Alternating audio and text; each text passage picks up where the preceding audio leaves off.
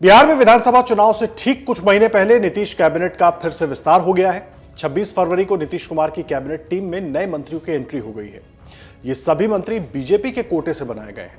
ऐसे में सवाल उठता है कि किन विधायकों को मंत्री बनने का मौका मिला और चुनाव से पहले क्यों हुआ कैबिनेट का विस्तार। 7 विधायकों को मंत्री बनाने के पीछे बीजेपी ने किन जातियों को साधने का काम किया है। नीतीश और बीजेपी की इस चाल की लालू और तेजस्वी के पास कोई काट है या नहीं। इन सवालों के बीच ये भी जान लीजिए कि नीतीश की टीम में किसकी एंट्री हुई है। दरअसल पटना राजभवन में राज्यपाल आरिफ मोहम्मद खान ने सभी 7 विधायकों को मंत्री पद और गोपनीयता की शपथ दिलाई। इसमें दरभंगा जिले से 2 मंत्रियों को जगह मिली है। इसी तरह तिरहुत प्रमंडल से 2 मंत्री बनाए गए हैं। इसके अलावा पटना, पूर्णिया और सारण प्रमंडल से एक मंत्री को नीतीश के कैबिनेट में जगह मिली है।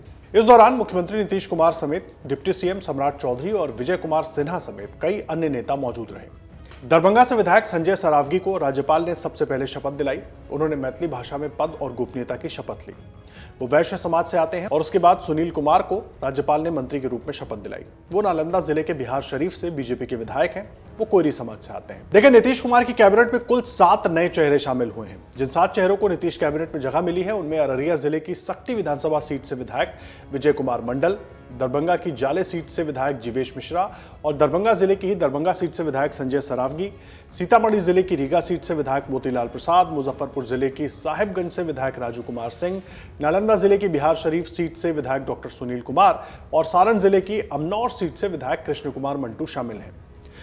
अब सवाल यह है कि इस मंत्रिमंडल विस्तार के जरिए जातीय समीकरण को और क्षेत्रीय समीकरण को किस तरीके से साधा गया है, वो आपको बताते हैं। देखिए, जिन 7 मंत्रियों ने शपथ ली उनके जरिए बीजेपी ने सभी जातियों को साधने की कोशिश की है। इन मंत्रियों में एक राजपूत, एक भूमिहार, एक कुर्मी, एक केवट, एक कुशवाहा, एक तेली और एक मारवाड़ी समाज से आते हैं। मंत्री बनाए गए विधायकों में कुर्मी जाति के कृष्ण कुमार मंटू, केवट जाति के विजय मंडल, राजपूत जाति के राजू सिंह, भूमिहार जाति के जीवेश मिश्रा, कुशवाहा जाति के सुनील कुमार, तेली जाति के मोतीलाल प्रसाद और मारवाड़ी समाज के संजय सरावगी शामिल हैं। सवाल यह है कि चुनाव से ऐन पहले नीतीश सरकार को मंत्रिमंडल विस्तार करने की जरूरत आखिर क्यों पड़ गई, क्योंकि यह मंत्रिमंडल विस्तार पिछले करीब 1 साल से लगातार टलता आ रहा था। अभी हाल ही में चर्चा चल रही थी कि खरमास के बाद मंत्रिमंडल का विस्तार होगा, लेकिन खरमास बीते भी करीब 1 से 1.5 महीने हो गए।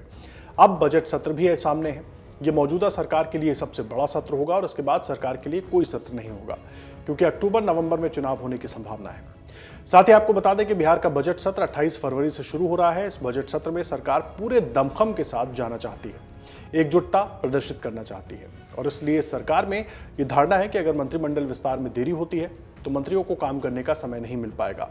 इसलिए सरकार इन 7-8 महीनों का इस्तेमाल नए मंत्रियों को काम करने के लिए देना चाहती है। तो वहीं वरिष्ठ पत्रकारों की माने तो उनका कहना है कि मंत्रिमंडल विस्तार खरमास से पहले ही हो जाना चाहिए था, लेकिन नीतीश कुमार प्रगति यात्रा पर थे और इस पर चर्चा के लिए समय नहीं मिल पा रहा था। लेकिन जब मंगलवार को बीजेपी के राष्ट्रीय अध्यक्ष जेपी नड्डा पटना आए और नीतीश से उनकी मुलाकात हुई तो इस पर सहमति बन गई। तो देखिए, इस मंत्रिमंडल विस्तार को देखते हुए उपेंद्र कुशवाहा ने आरजेडी पर निशाना साधा और साधते हुए कहा कि मंत्रिपरिषद का विस्तार पहले से ही होने की उम्मीद थी। जिस समय पूरा मंत्रिपरिषद बना था तब कुछ सीटें खाली रह गई थीं जो कि बीजेपी के कोटे की थीं। उसी आधार पर आज विस्तार हो रहा है। इसमें कुछ नया नहीं है। ऐसा नहीं है कि यह अचानक हुआ है, ये पहले से ही होना था। कोई बेचैनी नहीं है। आरजेडी के लोग अपनी बेचैनी पर काबू रखें। अगर आप ये वीडियो YouTube पर देख रहे हैं तो हमारे चैनल को सब्सक्राइब कर बेल आइकन दबाएं और Facebook पर देख रहे हैं तो हमारे पेज को लाइक करें। 8 मिलियन प्लस सब्सक्राइबर, आपके इस भरोसे के लिए बहुत धन्यवाद।